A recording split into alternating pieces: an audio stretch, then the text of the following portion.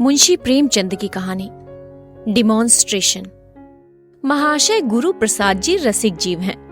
गाने बजाने का शौक है, खाने खिलाने का शौक है और सैर तमाशे का शौक है, पर उसी मात्रा में द्रव्योपार्जन का शौक नहीं है। यो वो किसी के मोहताज नहीं है, भले आदमियों की तरह हैं और हैं भी भले आदमी, मगर किसी काम में चिमट नहीं सकते। गुड़ होकर भी उनमें लस नहीं है। वो कोई ऐसा काम उठाना चाहते हैं जिसमें चटपट कारों का खजाना मिल जाए और हमेशा के लिए बेफिक्र हो जाए।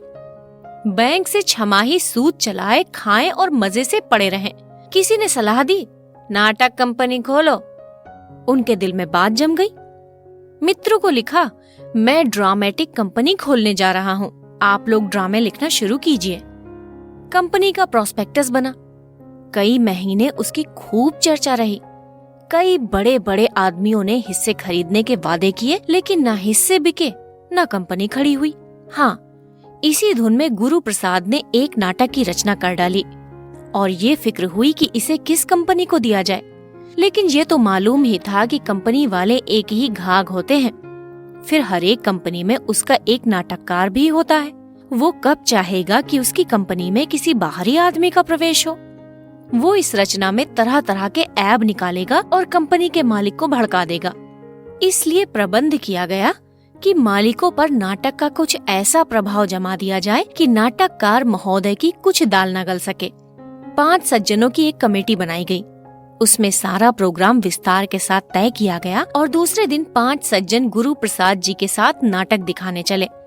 तांगे आ गए, हारमोनियम, तबला आदि सब उस पर रख दिए गए, क्योंकि नाटक का डिमॉन्स्ट्रेशन करना निश्चित हुआ था। सहसा विनोद बिहारी ने कहा, यार तांगे पर जाने में कुछ बदरोबी होगी। मालिक सोचेगा ये महाशय यूं ही हैं। इस समय 10-5 रुपए का मुंह न देखना चाहिए। मैं तो अंग्रेजी की विज्ञापनबाजी का कायल हूँ कि रुपए में 15 आने उसमें लगाकर शेष 1 आने में रोजगार करते हैं। कहीं से 2 मोटर मंगानी चाहिए। रसिक लाल बोले, लेकिन किराए की मोटरों से वो बात पैदा ना होगी जो आप चाहते हैं। किसी रईस से 2 मोटरें मंगानी चाहिए, मारिस हो या नए चाल की आस्टिन। बात सच्ची है, भेष से भीख मिलती है। विचार होने लगा कि किसी रईस से याचना की जाए। अजी वो महाखूसट है, सवेरे उसका नाम ले लो तो दिन भर पानी ना मिले। अच्छा, सेठ जी के पास चले तो कैसा? मुंह धो रखिए, उसकी मोटरें अफसरों के लिए रिजर्व हैं। अपने लड़के तक को भी कभी बैठने नहीं देता, आपको दिए देता है। तो फिर कपूर साहब के पास चले, अभी उन्होंने नई मोटर ली है। अजी उनका नाम ना लो, कोई ना कोई बहाना करेगा, ड्राइवर नहीं है, मरम्मत में है। गुरु प्रसाद ने अधीर होकर कहा, तुम लोगों ने तो व्यर्थ का बखेड़ा खड़ा कर दिया। तांगे पर चलने में क्या हर्ज था? विनोद बिहारी ने कहा, आप तो घास खा गए हैं। नाटक लिख लेना दूसरी बात है और मामले को पटाना दूसरी बात है। रुपए पृष्ठ सुना देता है, अपना सब मुंह लेकर रह जाओगे। अमरनाथ ने कहा, मैं तो समझता हूँ मोटर के लिए किसी राजा रईस की खुशामद करना बेकार है। तारीफ तो तब है जब पांव पांव चले और वहाँ ऐसा रंग जमाए कि मोटर से भी ज्यादा शान रहे। विनोद बिहारी उछल पड़े। सब लोग पांव पांव चले। वहाँ पहुंचकर किस तरह की बातें शुरू होंगी, किस तरह तारीफों के पुल बांधे जाएंगे, किस तरह ड्रामेटिस्ट साहब को खुश किया जाएगा, इस पर बहस होती जाती थी। हम लोग कंपनी के कैंप में कोई 2 बजे पहुँचे। वहाँ मालिक साहब, उनके एक्टर, नाटककार सब पहले से ही हमारा इंतजार कर रहे थे। पान, इलायची, सिगरेट मंगा लिए थे। ऊपर जाते ही रसिक लाल ने मालिक से कहा, क्षमा कीजिए, हमें आने में थोड़ी देर हुई। हम मोटर से नहीं, पांव पांव आए हैं। आज यही सलाह हुई कि प्रकृति की छटा का आनंद उठाते चले। गुरु प्रसाद तो प्रकृति के उपासक है। इनका बस होता तो आज चिमटा लिए या तो कहीं भीख मांगते होते या किसी पहाड़ी गांव में वटवृक्ष के नीचे बैठे पक्षियों का चहकना सुनते होते। विनोद ने रद्दा जमाया, पूरे सतयुगी आदमी हैं। नौकर चाकर तो मोटरों पर सवार होते हैं और आप गली गली मारे मारे फिरते हैं। जब और रईस नींद के मजे लेते होते हैं तो आप नदी के किनारे उषा का श्रृंगार देखते हैं। मस्तराम ने फरमाया, कवि होना मानो दीन दुनिया से मुक्त हो जाना है। गुलाब की एक पंखुड़ी लेकर उसमें ना जाने क्या घंटों देखा करते हैं। प्रकृति की उपासना ने ही यूरोप के बड़े बड़े कवियों को आसमान पर पहुंचा दिया है। यूरोप में होते तो आज इनके द्वार पर हाथी झूमता होता। एक दिन एक बालक को रोते देखकर आप रोने लगे? पूछता हूँ, भाई क्यों रोते हो? तो और रोते हैं। मुंह से आवाज नहीं निकलती। बड़ी मुश्किल से आवाज निकली। विनोद ने कहा, जनाब, कवि का हृदय कोमल भावों का स्रोत है, मधुर संगीत का भंडार है, अनंत का आईना है। रसिक ने कहा, क्या बात कही है आपने, अनंत का आईना।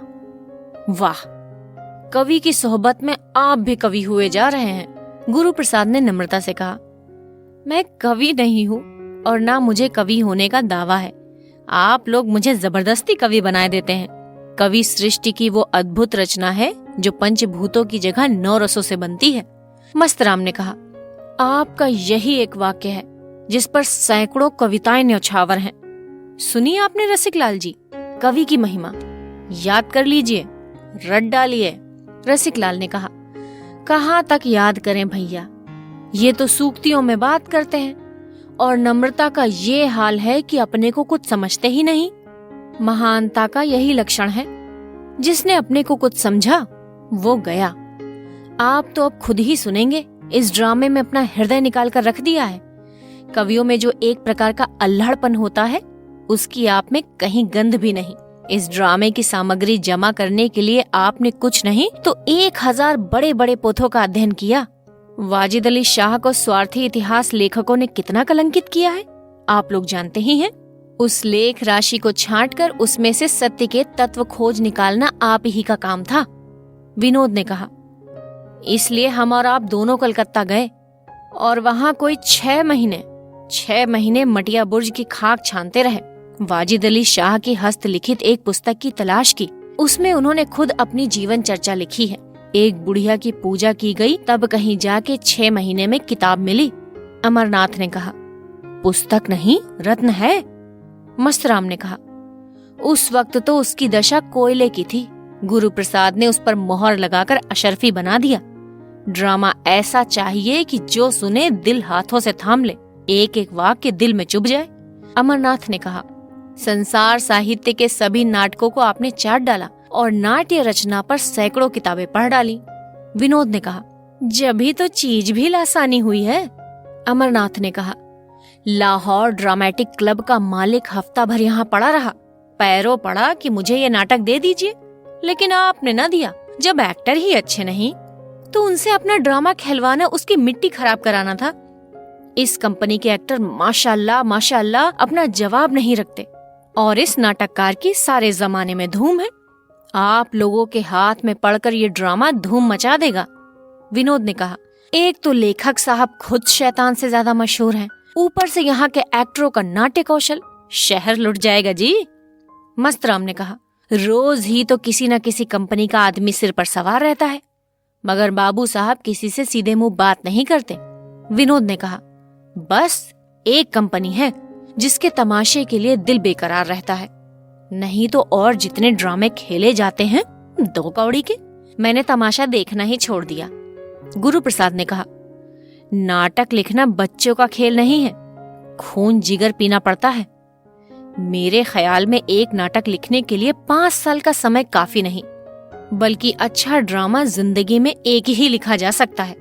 यूं कलम घिसना दूसरी बात है। बड़े बड़े धुरंधर आलोचकों का यही निर्णय है कि आदमी जिंदगी में एक ही नाटक लिख सकता है। रूस, फ्रांस, जर्मनी सभी देशों के ड्रामे पढ़े, पर कोई न कोई दोष सभी में मौजूद। किसी में भाव है तो भाषा नहीं, भाषा है तो भाव नहीं, हास्य है तो गाना नहीं, गाना है तो हास्य नहीं। जब तब भाव, भाषा, हास्य और गाना चारों अंग पूरे न हो, उसे ड्रामा कहना ही नहीं चाहिए।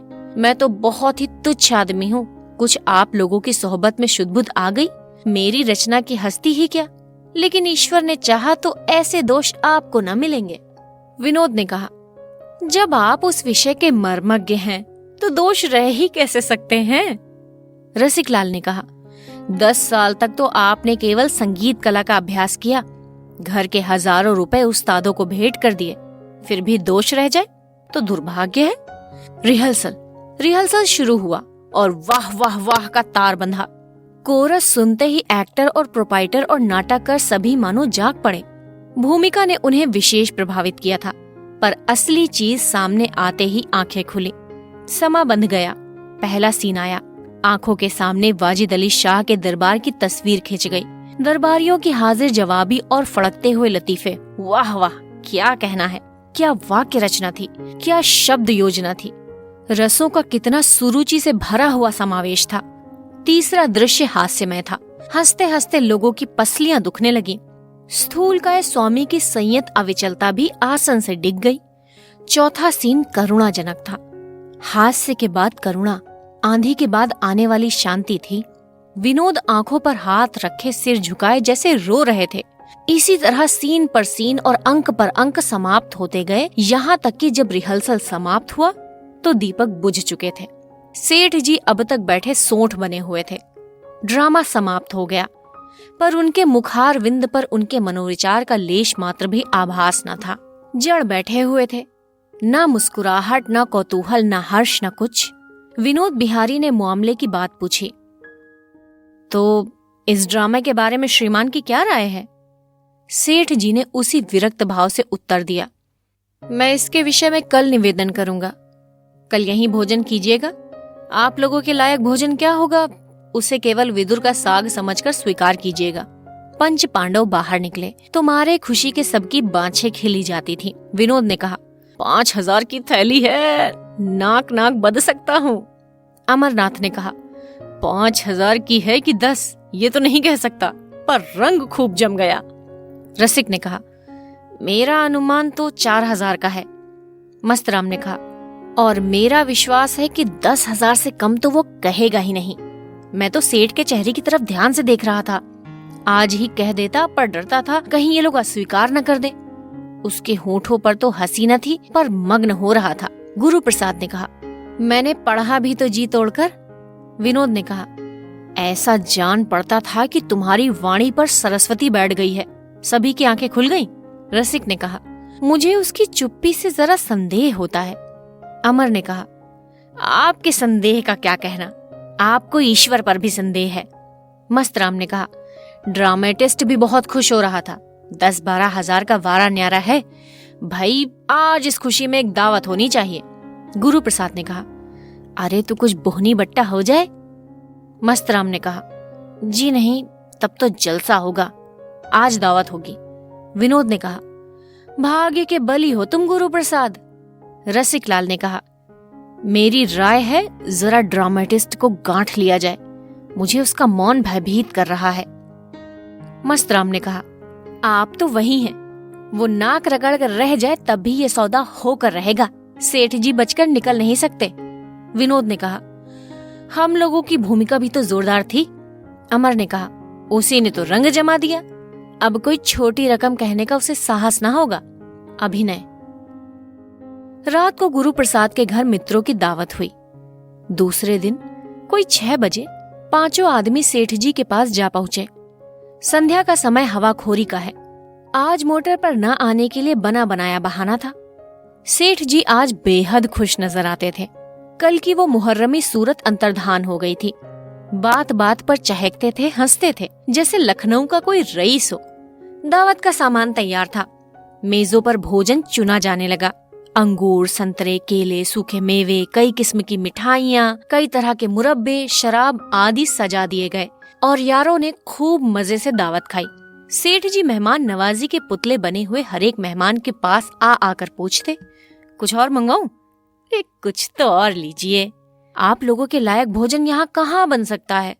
भोजन के उपरांत लोग बैठे तो मामले की बातचीत होने लगी। गुरु प्रसाद का हृदय आशा और भय से कांपने लगा। सेठ जी ने कहा, हुजूर ने बहुत ही सुंदर नाटक लिखा है, क्या बात है। ड्रामाटिस्ट ने कहा, यहाँ जनता अच्छे ड्रामों की कद्र नहीं करती, नहीं तो ये ड्रामा लाजवाब होता। सेठ जी ने कहा, जनता कद्र नहीं करती ना करे, हमें जनता की बिल्कुल परवाह नहीं है, रत्ती बराबर परवाह नहीं है। मैं इसकी तैयारी में 40,000 केवल बाबू साहब की खातिर खर्च कर दूंगा। आपने इतनी मेहनत से एक चीज लिखी है तो मैं उसका प्रचार भी उतने ही हौसले से करूंगा। हमारे साहित्य के लिए क्या ये कुछ कम सौभाग्य की बात है कि आप जैसे महान पुरुष इस क्षेत्र में आ गए। ये कीर्ति हुजूर को अमर बना देगी। ड्रामेटिस्ट ने कहा, मैंने ऐसा ड्रामा आज तक नहीं देखा। लिखता मैं भी हूँ और लोग भी लिखते हैं, लेकिन आपकी उड़ान को कोई क्या पहुंचेगा। कहीं कहीं तो आपने शेक्सपियर को भी मात कर दिया है। सेठ जी ने कहा, तो जनाब, जो चीज दिल की उमंग से लिखी जाती है वो ऐसी ही अद्वितीय होती है। शेक्सपियर ने जो कुछ लिखा रुपए के लोभ से लिखा। हमारे दूसरे नाटककार भी धन के लिए ही लिखते हैं। उनमें वो बात कहाँ पैदा हो सकती है। गोसाई जी का रामायण क्यों अमर है? इसलिए कि वो भक्ति और प्रेम से प्रेरित होकर लिखी गई है। सादी की गुलिस्ता और बोस्ता, होमर की रचनाएं इसलिए स्थायी हैं कि उन कवियों ने दिल की उमंग से लिखा है। जो उमंग से लिखता है वो एक एक शब्द, एक एक वाक्य, एक एक उक्ति पर महीनों खर्च कर देता है। धनेक्षु को तो एक काम जल्दी से समाप्त करके दूसरा काम शुरू करने की फिक्र होती है। ड्रामेटिस्ट ने कहा, आप बिल्कुल सत्य कह रहे हैं। हमारे साहित्य की अवनति केवल इसलिए हो रही है कि हम सब धन के लिए या नाम के लिए लिखते हैं। सेठ जी ने कहा, सोचिए, आपने 10 साल केवल संगीत कला में खर्च कर दिए। लाखों रुपए कलावंतों और गायकों को दे डाले होंगे। कहां कहां से और कितने परिश्रम और खोज से इस नाटक की सामग्री एकत्र की। न जाने कितने राजों महाराजाओं को सुनाया। इस परिश्रम और लगन का पुरस्कार कौन दे सकता है? ड्रामेटिस्ट ने कहा, अरे मुमकिन ही नहीं। ऐसी रचनाओं के पुरस्कार की कल्पना करना ही उसका अनादर करना है। इनका पुरस्कार यदि कुछ है तो वो अपनी आत्मा का संतोष है। वो संतोष आपके एक एक शब्द से प्रकट होता है। सेठ जी ने कहा, अरे वाह, आपने बिल्कुल सत्य कहा है कि ऐसी रचनाओं का पुरस्कार अपनी आत्मा का संतोष है। यश तो बहुधा ऐसी रचनाओं को मिल जाता है जो साहित्य के कलंक है। आप ड्रामा ले लीजिए और आज से ही पार्ट भी तकसीम कर दीजिए। 3 महीने के अंदर इसे खेल डालना होगा। मेज पर ड्रामे की हस्तलिपि पड़ी हुई थी। ड्रामेटिस्ट ने उसे उठा लिया। गुरु प्रसाद ने दीन नेत्रों से विनोद की ओर देखा। विनोद ने अमर की ओर, अमर ने रसिक की ओर, पर शब्द किसी के मुंह से न निकला। सेठ जी ने मानो सभी के मुंह सी दिए हों। ड्रामेटिस्ट चल दिए। सेठ जी ने मुस्कुराकर कहा, हुजूर को थोड़ी सी तकलीफ और करनी होगी। ड्रामे का रिहर्सल शुरू हो जाएगा तो आपको थोड़े दिनों तक कंपनी के साथ रहने का कष्ट उठाना पड़ेगा। हमारे एक्टर अधिकांश गुजराती हैं। वो हिंदी के भाषा के शब्दों का उच्चारण नहीं कर सकते। कहीं कहीं पर शब्दों पर अनावश्यक जोर दे देते हैं। आपकी निगरानी से ये सारी बुराइयां दूर हो जाएंगी। एक्टरों ने यदि अच्छा पार्ट न किया तो आपके सारे परिश्रम पर पानी पड़ जाएगा। ये कहते हुए उन्होंने लड़के को आवाज दी, बॉय, इन लोगों के लिए सिगार लाओ। सिगार आ गया। सेठ जी उठ खड़े हुए। ये मित्र मंडली के लिए विदाई की सूचना थी। 5 सज्जन भी उठे। सेठ जी आगे आगे द्वार तक आए। फिर सबसे हाथ मिलाते हुए कहा, आज इस गरीब का तमाशा देख लीजिए, फिर ये संयोग ना जाने कब प्राप्त हो। गुरु प्रसाद ने मानो किसी कब्र के नीचे से कहा, हो सका तो आ जाऊंगा। सड़क पर आकर 5 मित्र खड़े होकर एक दूसरे का मुंह ताकने लगे। तब 5 जोर से ही ठहाका मारकर हंस पड़े। विनोद ने कहा, ये हम सबका गुरु घंटाल निकला। अमर ने कहा, साफ आंखों में धूल झोंक दी। रसिक ने कहा, मैं उसी चुप्पी को देखकर पहले ही डर रहा था कि ये कोई पल्ले सिर का घाघ है। मस्तराम ने कहा, मान गया इसकी खोपड़ी को, ये चपत उम्र भर न भूलेगी। गुरु प्रसाद इस आलोचना में शरीक न हुए। वो इस तरह सिर झुकाए चले जा रहे थे मानो अभी तक वो स्थिति को समझ ही ना पाए हों। मुंशी प्रेमचंद की कहानी डिमॉन्स्ट्रेशन। कथावाचक सोनम।